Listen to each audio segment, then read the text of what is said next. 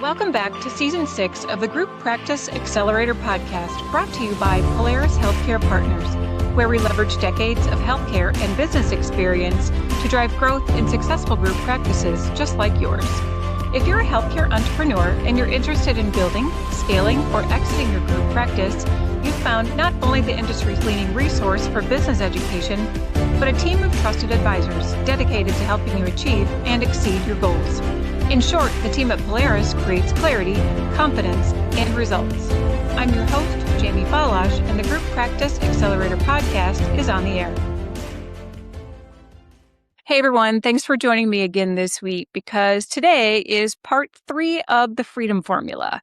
It's a limited series curated with one thing in mind, and that's helping you as a founder, principal, or leader of your healthcare business build and, most importantly, enjoy personal freedom. Because like DeWalker and I asked you to think about in part 1, what do you really have if you don't have personal freedom? So, in part 1, we came in with some lofty, thought-provoking questions, sort of some high-level conversation, and I hope you took some time to sit with those because they're really important. You want to think about who you're really doing all of this for. Yes, it's patients. As providers, we all want to give, care for, and better the lives of our patients. So we're going to set that aside as an assumption for the sake of this entire series. But what about your own enjoyment? Why'd you get into this in the first place if we're setting aside patient care? And what does that look like for you? How much are you in the chair if you reflect on what you want your life to look like? Is it a lot? Is it not at all? Do you want to work in or on the business? Do you understand the full potential of adding partners? Because that's important too. How will you replace your salary? If you missed it, go back and catch the first episode because it lays the groundwork on some choices that you need to make. Then last week in part 2, our friend Carrie Smith, CEO of Dundesk, joined me, and I did a 180 and zoomed in on the little things from an operational perspective that you simply have to get right early on. And we get it. Sometimes it might take a little deconstruction, a do-over to set up your practices in a way that will really allow you to be efficient and streamlined and profitable. But very quickly, you'll see that it pays off in your growth strategy. So go back and listen to that episode with Carrie and I think you're going to enjoy it. So today, what are we going to talk about? Today, we're going to fast forward to your exit. We know from working with many clients that it can be a time filled with doubts, initially and understandably. And often you've spent a lot of time thinking about exiting before taking any action. Also really important. You built this great business and there's bound to be some uncertainty, some fear, loss of control, which is really common. All these are associated with that. But there are also things you need to avoid doing. Sometimes we see docs, how do I put this? I'm going to say self-sabotage. They second guess themselves. They get too many opinions instead of verifying with real client testimonials, or they even wait too long to act and their business loses value. So we want to take a more supported, confident track in our approach. So what we'll get into today is the part of your exit where real freedom is within your reach and what it takes to make it that last mile. Now, that's going to bring up a whole mess of questions and emotions, but most importantly, we want it to bring excitement, and it should. It's time to enjoy what you've created. And here to help us talk through freedom around exit in part 3 of the Freedom Formula is my colleague, Nan Meehan. Hey, Nan, welcome back to the show. Thank you, Jamie. It's great to be here, and I call this the freedom feeling. So it's for this series. We're going to talk about your feelings today. A little bit anyway. A little. That's right. But really, we want to give some solid takeaways so that you can manage how you're feeling about it, right? That's probably fair to say. Absolutely, yes. So why don't we start with, actually, let's divide this up, pre and post sale. Let's do that. And we want to create some things you can do. And pre-sale, before I get into some of those steps, those things you can do, can you talk a little bit about readiness? You and I were starting to talk about that before the show, and I want to make sure we hit on it before we get into the pre-sale and post-sale things that you can do to create personal freedom. Absolutely. So one of the things in the pre-sale, I say the hardest part is to be able to say go. Am I ready? Am I truly ready? So think about it that way. We talk to so many founders that they think they're ready, and then we have the conversation and maybe they aren't ready, or vice versa. Um, we talk them into the reason why they are ready by looking at their business. So have you built it the best way you know how? That's number one. You can do only so much. You can only take it to one level. So I would say ask that question.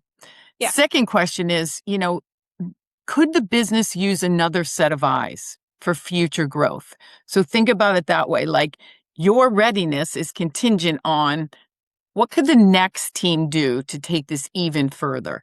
And when you start to think about those questions, you realize you are ready. There are others that could do things a little better potentially, and you've given it your all, from beginning to end. Yeah. And then, of course, trusting the partner. The most important part is, there's a level of trust, but there's also commitment. And we'll talk a little bit about that. What is that commitment in saying ready, saying go? I say the champagne's on ice once you make that decision, Yeah. but you haven't popped it yet. Yeah. Good way to put it. Good way to put it. Okay. So, like you said, and that's really powerful. I want to go back to that. The hardest part is when you say go.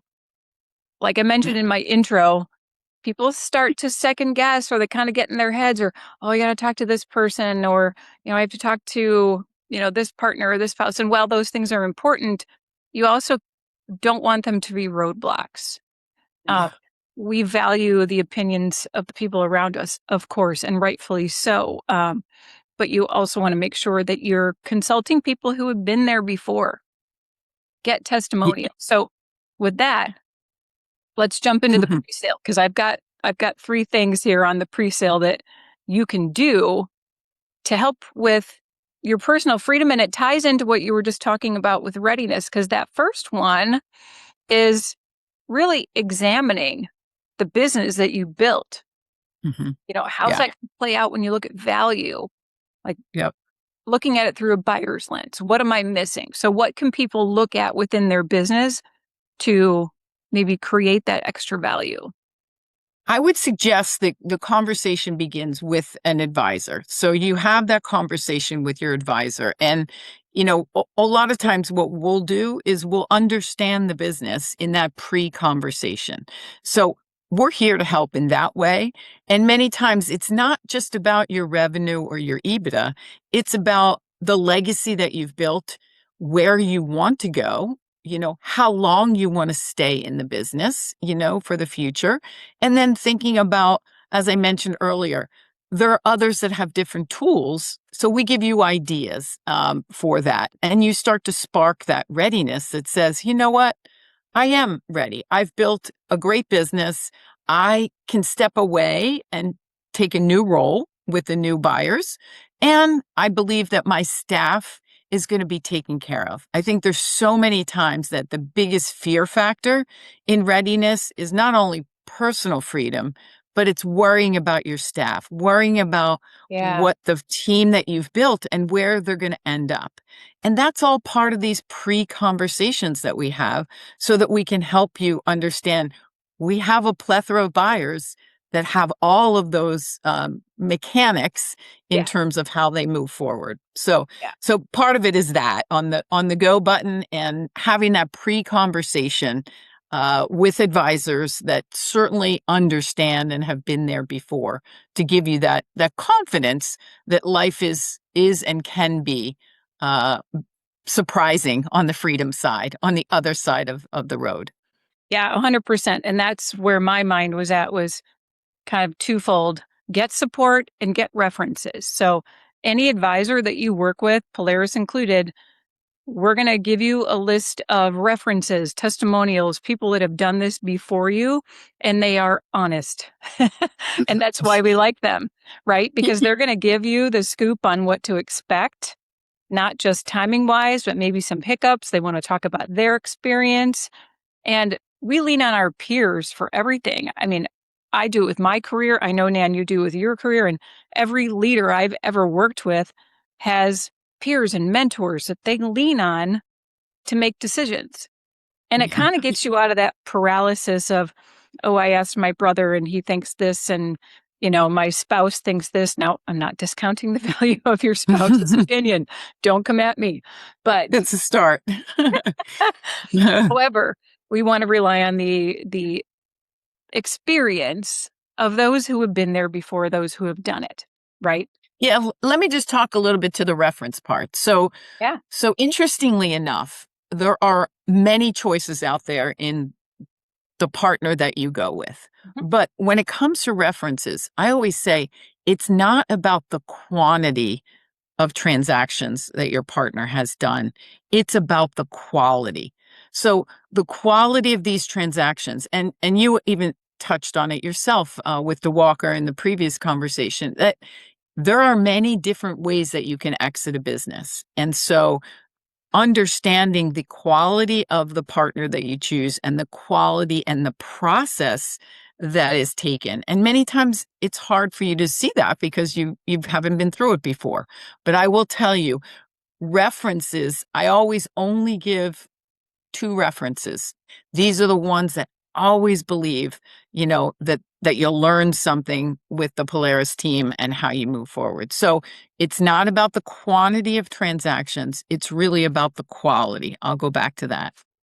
Well, you're right. And you make a really good point there because who you're talking to matters. It's got to be relevant to your situation and Mm-hmm. your type of exit.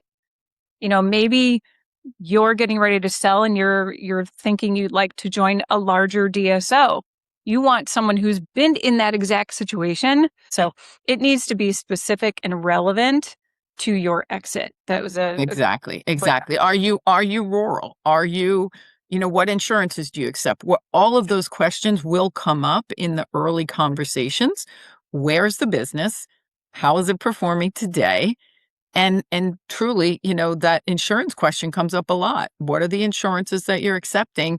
And that's, how we narrow our buyer pool down to make it valuable for you on Mhm. the multiple and the transaction. So yes, Right. references are key, but unique and specific is I think what you were going for is in terms of Yes, the type exactly. of references. It needs to be an apples to apples comparison, Yeah. right? Without a doubt. Yeah. Without a doubt. Yeah. Okay. So Uh, now you've got your advisor in place.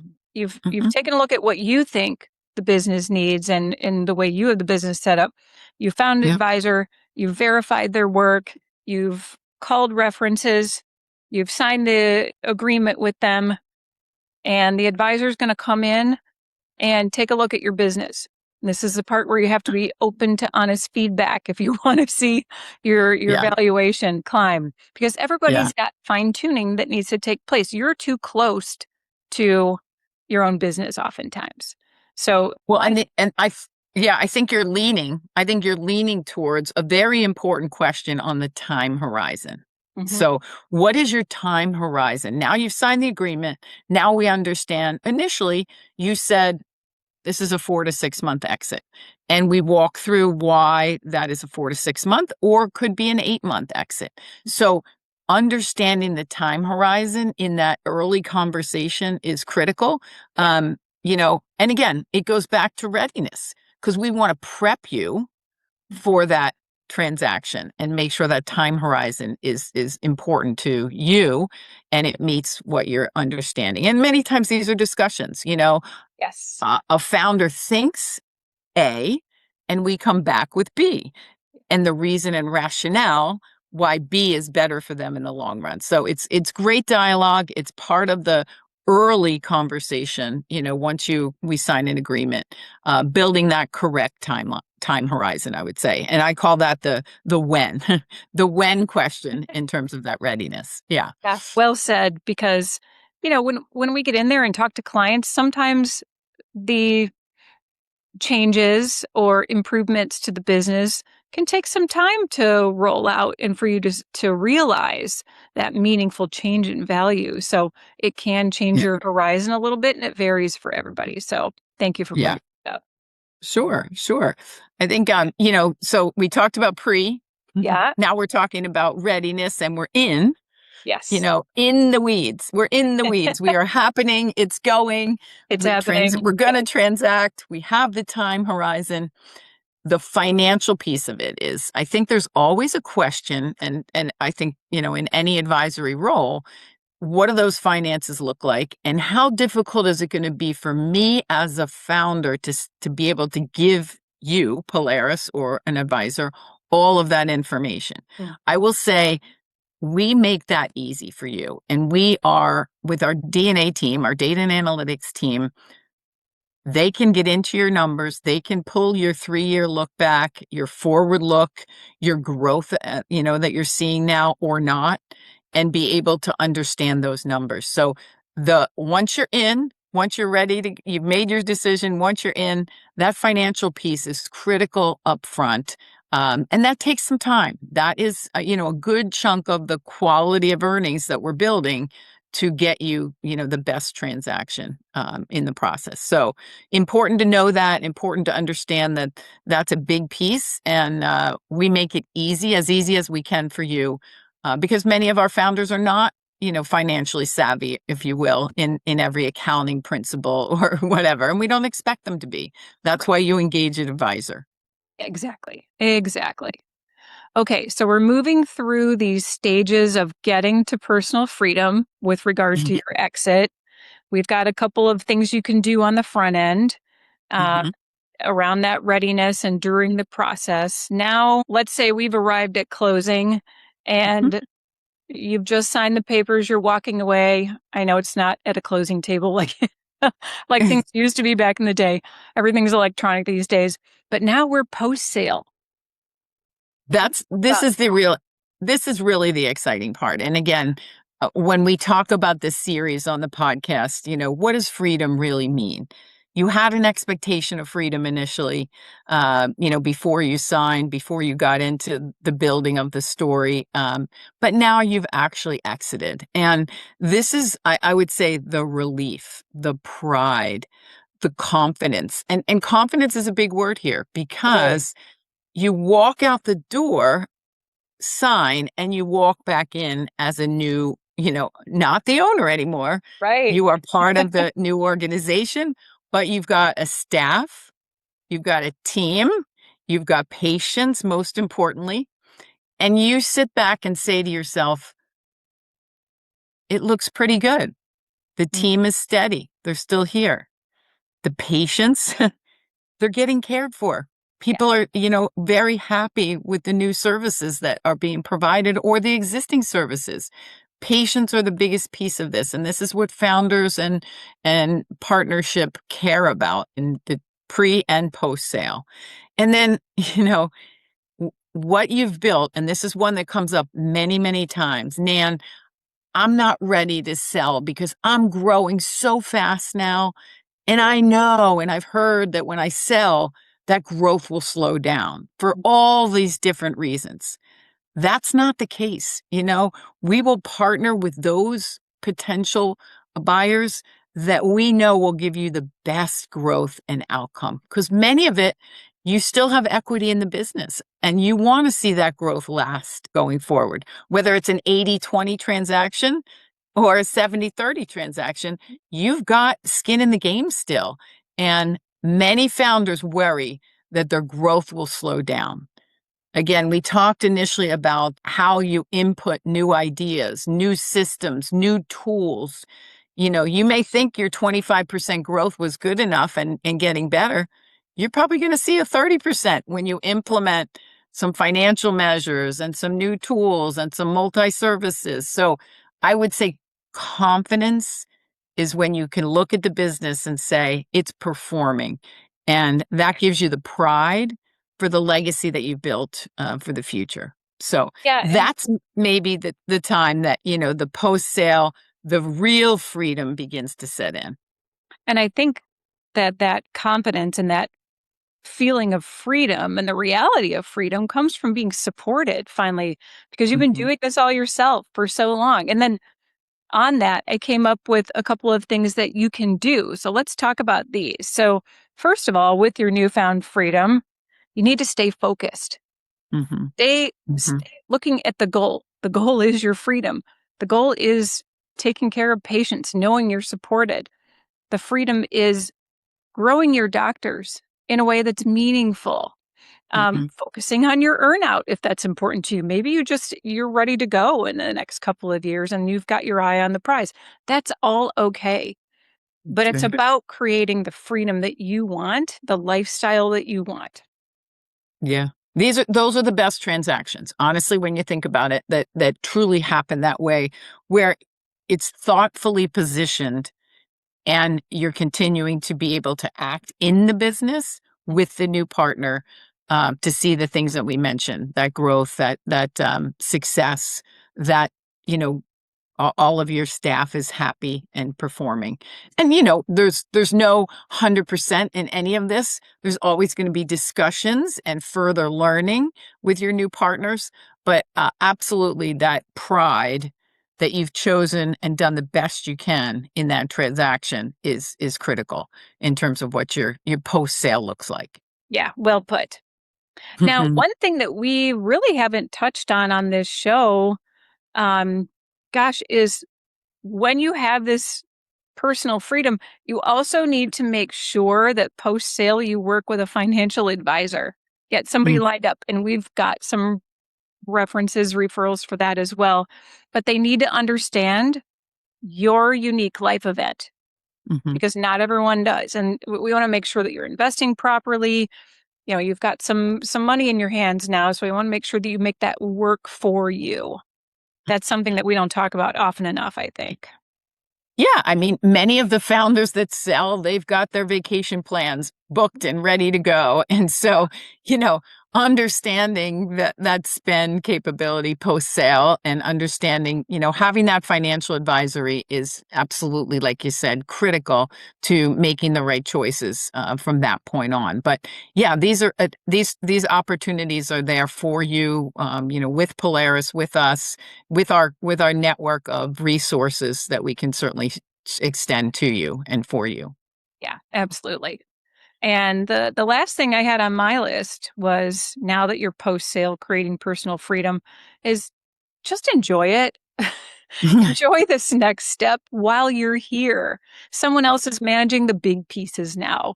You can breathe easier, look forward to your next chapter, book the vacation or, take the vacation because Yeah, now maybe you're an employee and that's you have X amount of time off a year. yeah. Absolutely use it. Yeah. I think everybody looks at freedom in a unique way, which is fine.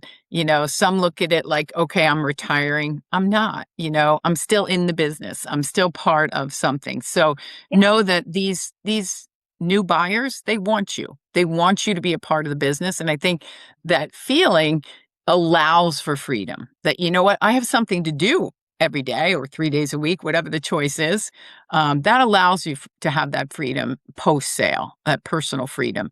And like I said, maybe that's when you pop the champagne. Maybe that's when you walk back in the door and you say, I do have a home here. I Yeah. do have all the things that we talked about. And financially, I'm being advised appropriately for the future, my future life and career. And many docs find new avenues, new loves. I'll give you a story. My dad was a doc, and he became a real estate connoisseur after he sold his practice. And so, there's many things that you can do. You just explore that, and he loved real estate, always had his eye on the market and what was going on. And many founders come back and do the same thing. They say, there's something else out there. I love dentistry. I love my patients, but I can try and dip my hand into something new. So your Freedom series is really valuable for so many things, honestly, but clearly it's an opportunity for people to think a little differently post Absolutely. sale. I'm really glad that you brought up the what are you doing next, right? Because that's something that you can start to think about well before your exit. And one thing that's important to mention here is that your exit and that looks different for everybody, but it's just a step Mhm. in your creation of freedom, right? This is just another phase like any other, and that's going to look different for you, for me, for, every doc out there, and it can be what you want it to be. You just need to know what you want it to look like. You need to work with the right advisors who can get you exactly what you're looking for, and then just enjoy the process. Enjoy the Yeah. process. That's really what freedom is. It's choosing. Yeah, and let me just add, before we close out, I think it's important to know there's been a lot of talk about what's going on in the market. And Yeah. from my standpoint, from as an advisor for Polaris and the things that we have in play, we are very excited about the market. And so I would just tell you that, hearsay is sometimes not the best thing. Talk to your advisor. Yeah. Talk to your advisors and hear the exciting things that are happening. And don't obviously you can talk to some of your referrals, those people that maybe have sold and their experience, but there's many different ways to transact and in healthcare. And I believe our proprietary process is working very positively. So I just want to say that at the end that the market is ripe. There are opportunities out there, and the right strategic buyer is there for you with the assortment of strategies you have and the legacy that you've built. Yeah. I'm glad you brought that up because people can get in your ear about who's getting what, their valuation looked like this, what will mine look like? Well, this person got this multiple and multiples are dropping. And please don't do that. Talk to people that see it day in and day out, not the rumor mill, not a presentation at a trade show. Talk to people that are in it every day. Those are the Yeah. people that really know. So Yeah, and thank you for bringing that up. you'll know, like the trust is built very quickly in those conversations. So I think, we always go back to that conversation. And I believe trust is critical for your choice. So let's have that conversation. For sure. Well, Nan, thanks for coming on the show today. Always a pleasure to see Appreciate it. you. Yeah. Go pop that bubbly and let's make it a real deal. And the freedom conversation is very valuable for all of us. Thank you. I like it. So yes, if you've missed the first 2 episodes of the Freedom Formula, go back and listen to those. I'm planning on adding a couple of more after this, so stay tuned. And to all of you, we love the questions that you send us, so keep them coming and we'll keep delivering the content that you ask for. As always, if you want to learn about any of our Polaris expert advisory services, or maybe there's a topic that we haven't covered that you'd like to hear about, you can send us an email to info@polarishealthcarepartners.com, and be sure to visit our website at polarishealthcarepartners.com, where you'll find weekly articles to grow and support your healthcare business from our CEO, Diwakar Sinha, along with access to all of our podcast episodes, events, and a whole lot more. Thanks so much for being a loyal listener and subscriber. If you enjoyed today's episode, please share it with a colleague and be sure to leave us a rating on any of your favorite podcast platforms. We'll see you on the next episode of the Group Practice Accelerator Podcast.